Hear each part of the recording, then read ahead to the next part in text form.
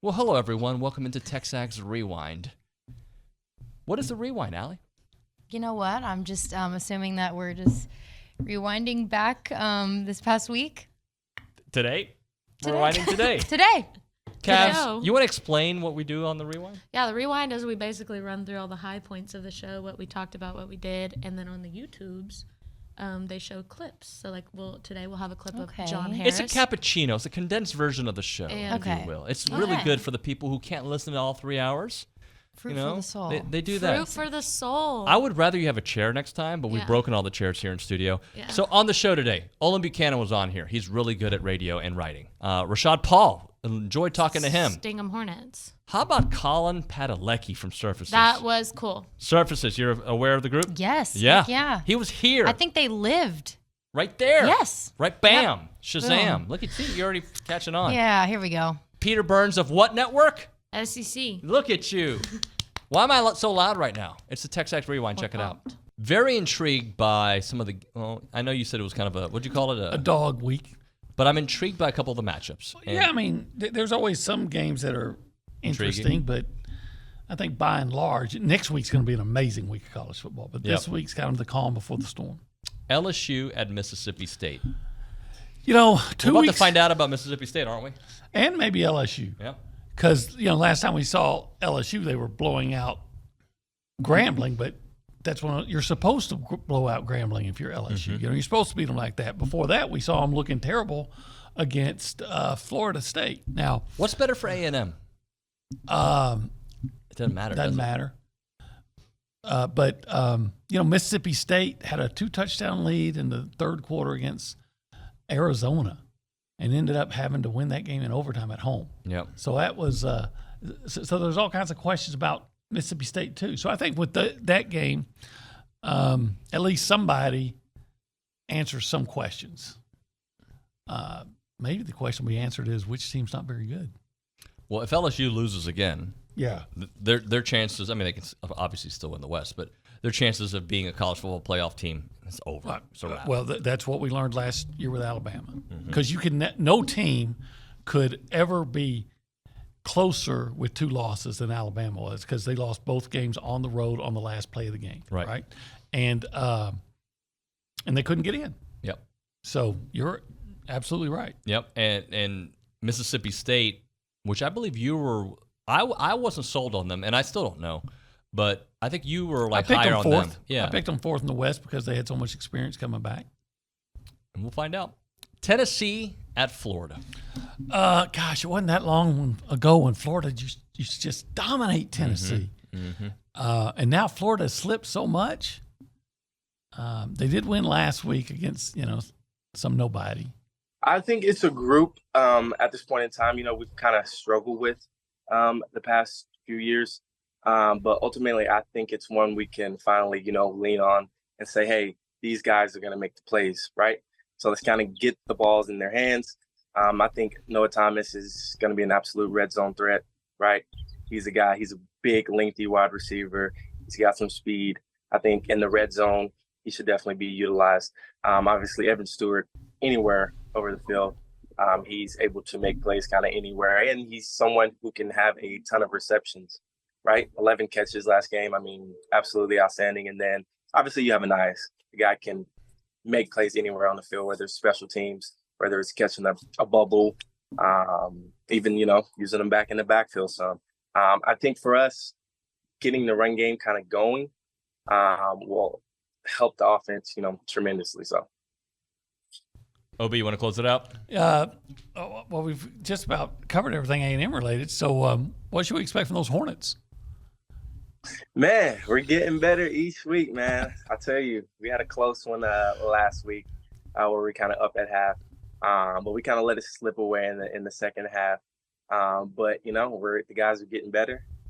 They're buying in, and we're just trying to get the winning tradition back here. So I think we can look forward to when district play comes, some good W's, and maybe getting into the playoffs. So, what was your first show?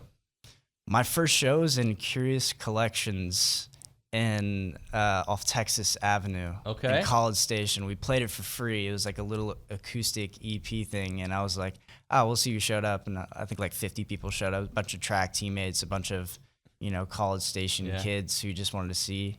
And then our second show, the athletics department asked us to play the fan zone here in College Station, right in front of Kyle Field, for that one football game that I think it was LSU, and it went into like 7 OTs. Oh yeah. So that was like our first time, and I think we had played Sunday Best and all those second album songs before they even came out. It was like on that stage. Oh, wow. So it's like crazy full circle moment with like the intro thing. And then what do you think has been your biggest show? Like, man, Lollapalooza was insane. I love playing festivals. We played that. We played Austin City Limits, which like I've been dreaming of playing since I was 15, and we got to play main stage at like 4:00, which like we probably had like 50 or 60,000 people, and I was just like, I was in heaven, man. I was like just so grateful to be there. Am I right? You just released a song recently, right? There's a new song that's been released. Yeah. We just put out Cloud last Friday, and it was received pretty well. It's doing pretty well, and And you're singing it, right? Yeah, I sing it. So. First time you? First time, yeah. I've been writing songs for like 11 years, but this is the first time that my vocals are out there, and it feels pretty cool. So was your vision singing? Was it producing? What was like? Your love for music is just being in the industry, right? Yeah, I mean, I never had any type of lessons growing up. I didn't have piano lessons. I didn't have choir lessons. I didn't have anything. I didn't have any theory lessons. No one in my family does music at all. And I don't know, when I was 15, I couldn't stop writing words to the page. Like it was just my way of expressing myself. And it was just one of those things that never got old. And it always drove me to like want more. And I just wanted to be a good songwriter. Like I wanted to write feel-good songs that you could like relax on the beach to, or just like hang out with your friends to, and like be under the sun. And eventually that bled into producing. Eventually that bled into vocals. But I don't know. I've always tried to keep it a natural process and never force anything. Well, not only what happened in Miami, what the heck is happening in the SEC, and really the SEC West in particular? What is going on with these losses to the ACC and the Big 12, man? So I got a couple theories on this, right? Because we've gotten our ass whipped. Like there's no other, like you can't make any other bones about it. There's no excuses, right? I mean, you have to dial in and go, all right, what's the root of the issue here? And I've seen a lot of people say that it was kind of quarterback play, right? There's been some incredible quarterback play against the SEC. The SEC hasn't had great quarterback play like Bryce Young or Joe Burrow or even Stetson Bennett. But I'd argue that it's not so much of lack of quarterback play as much as it is the secondaries have been exposed. I mean, like what happened in that second half against the Aggies, it was just ridiculous. Like, I mean, guys getting beat left and right. Even Quinn Ewers having a whole hell of a lot of success passing the ball against Alabama in Tuscaloosa, of all places. I mean, LSU's secondary, a.k.a. DBU, got destroyed against Florida State. So I think part of it is the secondaries have fallen off a little bit, and I think part of that comes with the transfer portal, right? Guys aren't sitting there learning defensive systems for 3 years and then getting their opportunity to be a star.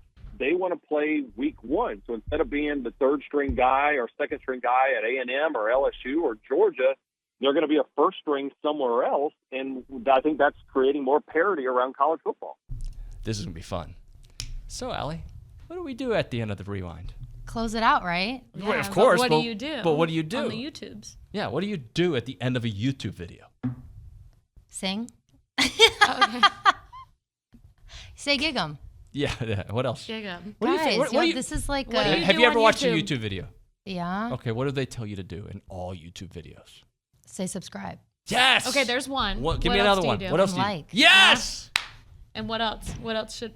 Subscribe, like, and follow us. And one more. Give us the real one now. That follow one is You're the same. You're typing. You press And comment. enter, send. Comment. Yes. God, this was really good. She did it. In a while. Well, It's been a guys, while. if you ever see me back here, I'll have it right. David. Oh, you'll be back. I'll be You'll back. It's the rewind. See you next time. Thank you.